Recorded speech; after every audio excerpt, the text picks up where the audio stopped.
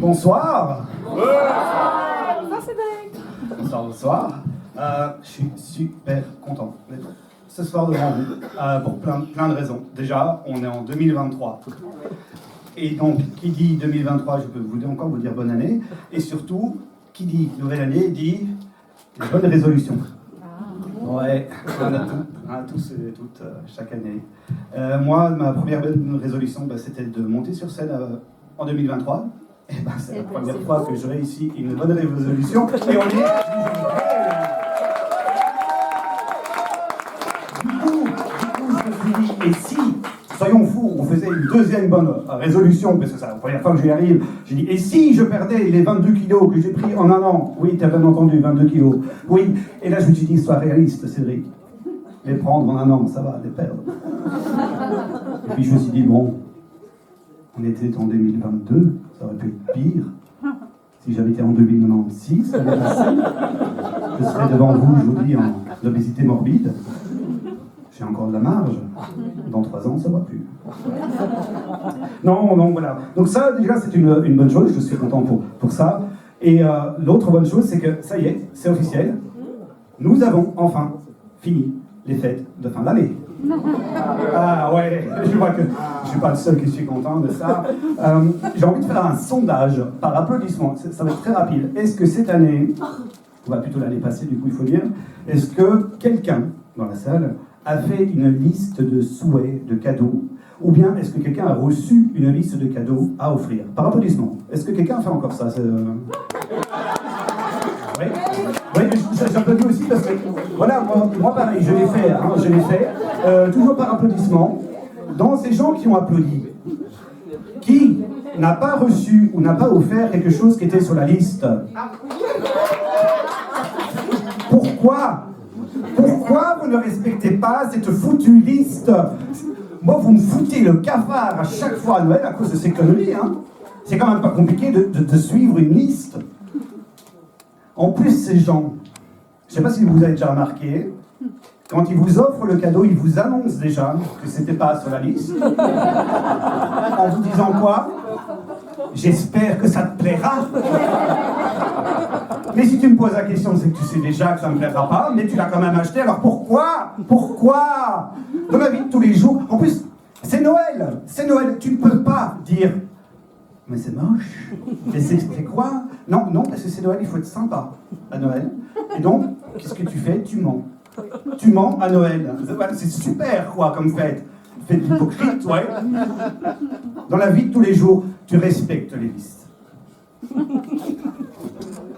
Même celle de ta femme quand tu vas faire les courses.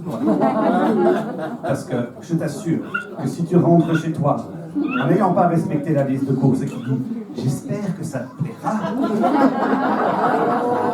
tu le feras une fois mais pas deux. Non mais un autre exemple, il n'y a pas que la liste des courses. Allez, un autre exemple. Un truc de la vie de tous les jours. Ok, j'en ai un. Tu vas voir ton chef du groupe terroriste pour lequel tu travailles.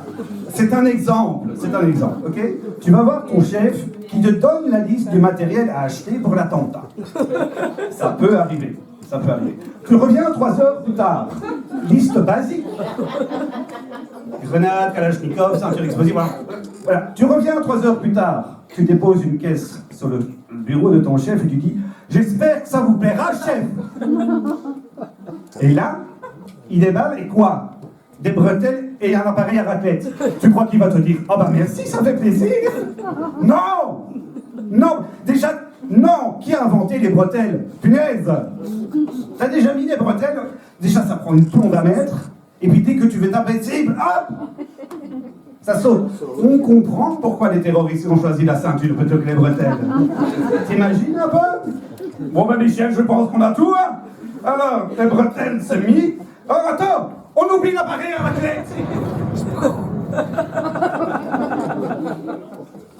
Super, merci pour la... Ouais, non. Après, c'est clair que pour nous, ce serait peut-être mieux. Le taux de réussite du terrorisme serait au plus bas. Mais bon, voilà. Ouais, non. Donc, fini 2022, bonjour 2023. Je sais même pas ce que je devais dire. moi. J'ai lancé dans le truc et puis là j'ai un... Ouais.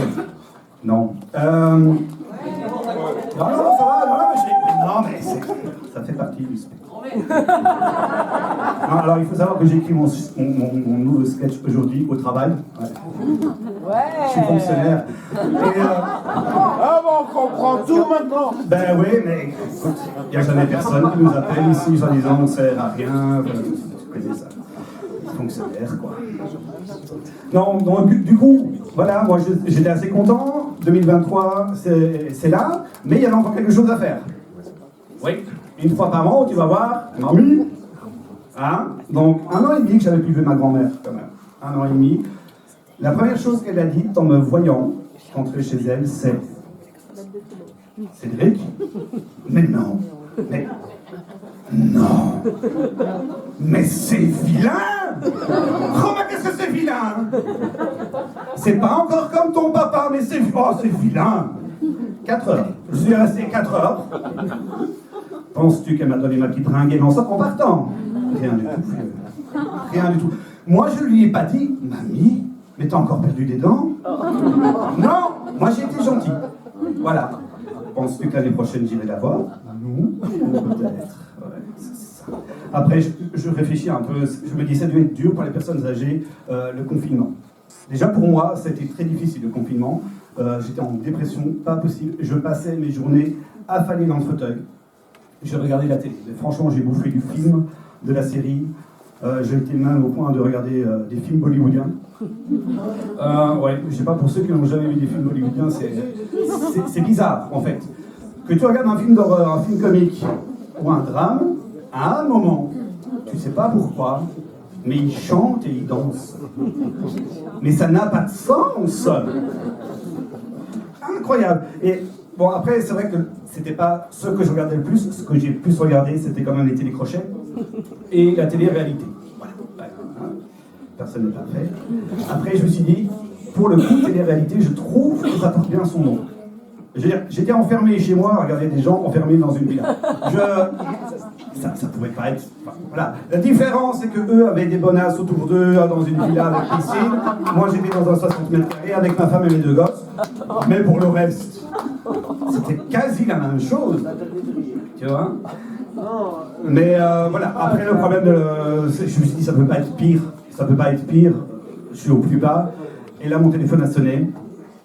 Et c'était un de mes oncles qui m'annonçait que mon grand-père, Joseph, était décédé. Voilà.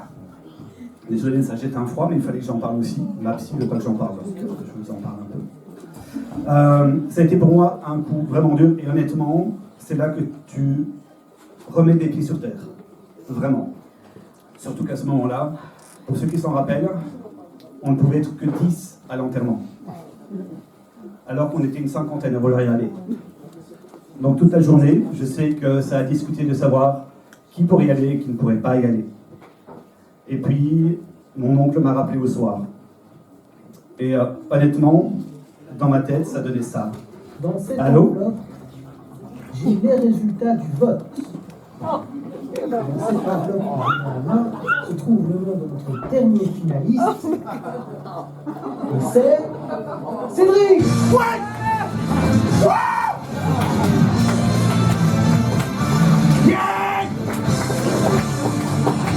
Donc, tu cousin! Non. Ah, je peux préciser. Oh, punaise, j'étais dans les 10 finalistes pour la phase finale de l'enterrement. Purée le soulagement! Oh là là! C'est un sketch, vous avez. Par contre, alors le jour même, je suis arrivé, mais chaud patate, mais chaud! Mais franchement, non. En fait, on nous a installés en demi-cercle, vraiment, on nous a installés en demi-cercle. À 1,5 m chacun, l'un de l'autre. Il y avait un silence de mort. C'est normal, tu vas me dire. Et donc voilà, on était là, on se regardait. Et puis, le gars du funérarium est arrivé. Bonjour à tous. Oui. Bonjour Denis. Je vais chercher l'urne et je procède tout de suite au dépouillement.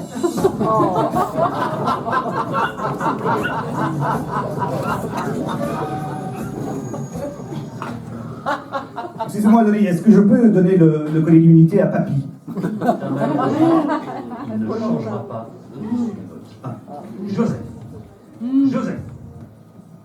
Joseph, les aventuriers de la tribu réunifiée ont décidé de nous éliminer et leur sentence est irrévocable. Vous avez l'occasion d'exprimer une dernière fois.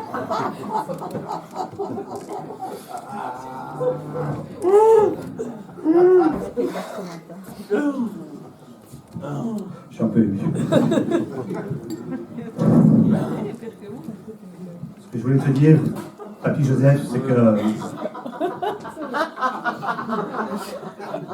Papy, c'est que...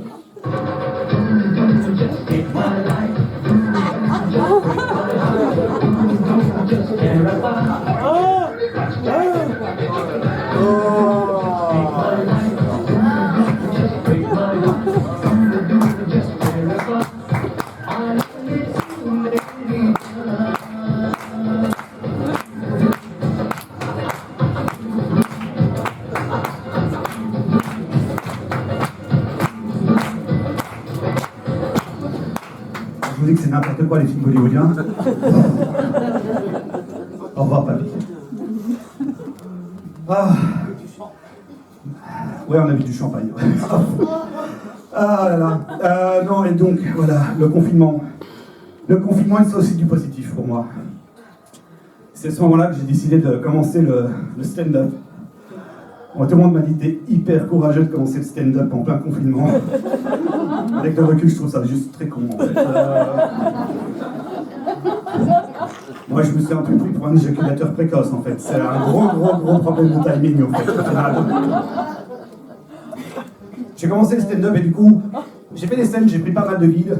Et un jour, il y a des jeunes qui sont venus me voir qui m'ont fait « C'est bien ce que tu fais, mais ce serait mieux que tu parles de ta jeunesse dans la cité, gars. » J'ai dit « Ok. » Je les ai pris au mot. Je vais donc vous parler de ma jeunesse dans la cité.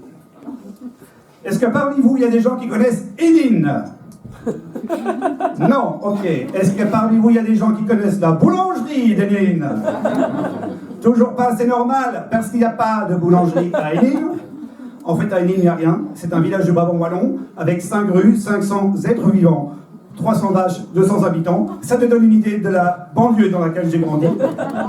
Autant te dire que parler de mes aventures en cité, on va pas faire long feu. Voilà. Le meilleur événement dans ma cité, c'est le marchand de glace qui passe dans la rue en été. Gros événement. Hein. C'est le seul moment où tous les enfants du village sortent dans la rue, c'est-à-dire mes 2 frères et moi. Voilà. Tu voulais que je parle de ma cité, j'ai parlé de ma cité. Autant te dire que quand j'ai eu 18 ans, j'ai pris mes affaires et merci, au revoir la campagne. Bonjour la capitale, hein. Alors un campagnard qui vient d'Hénin à la capitale, ça ressemble un peu à un Indien dans la ville. Voilà. Moi, le bâtiment le plus haut que j'avais vu, il faisait 3 étages, c'était mon école.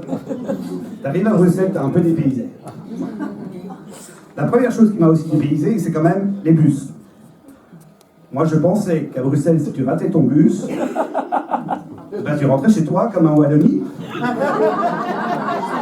là, on m'a dit non. On m'a dit parce que si tu regardes bien, c'est vrai qu'elle ne sait pas qu'on raté ton bus en Wallonie.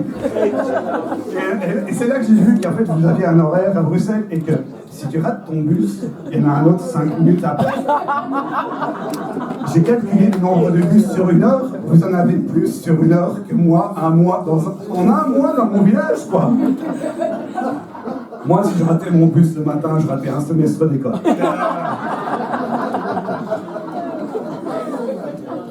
La deuxième chose que je voulais absolument faire quand je suis arrivé à Bruxelles, alors bon, c'est vrai que je vous parle d'il y a longtemps, c'était il y a plus de 17 ans.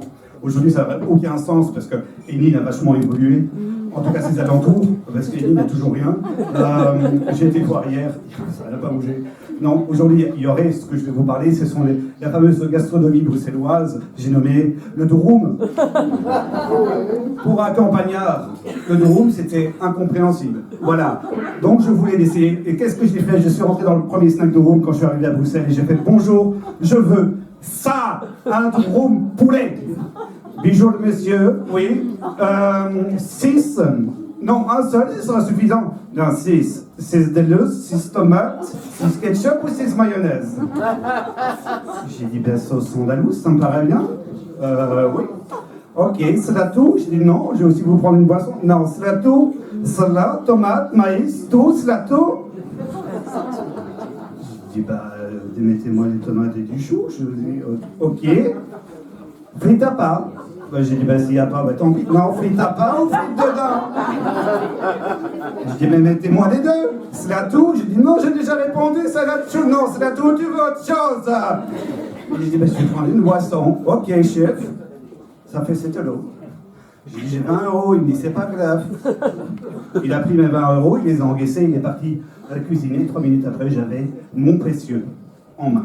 Je lui ai demandé la monnaie, il m'a dit, j'ai pas la monnaie, mais c'est bon comme ça, chef.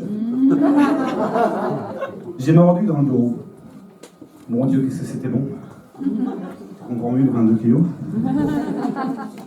C'était tellement bon que pendant des années, je suis revenu chaque semaine chez lui. Et on a commencé à parler. À parler de tout et de rien. Et un soir, il me dit, dis chef, tu aimes la musique? Je dis, bah ouais. Et ciboulette, tu aimes la ciboulette?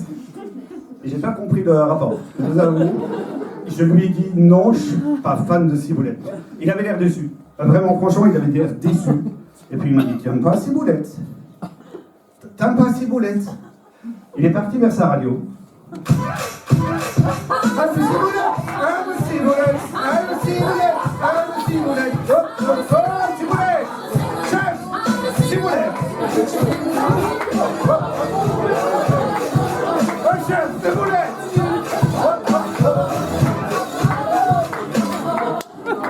Voilà, chef. Ça sera tout, merci pour moi.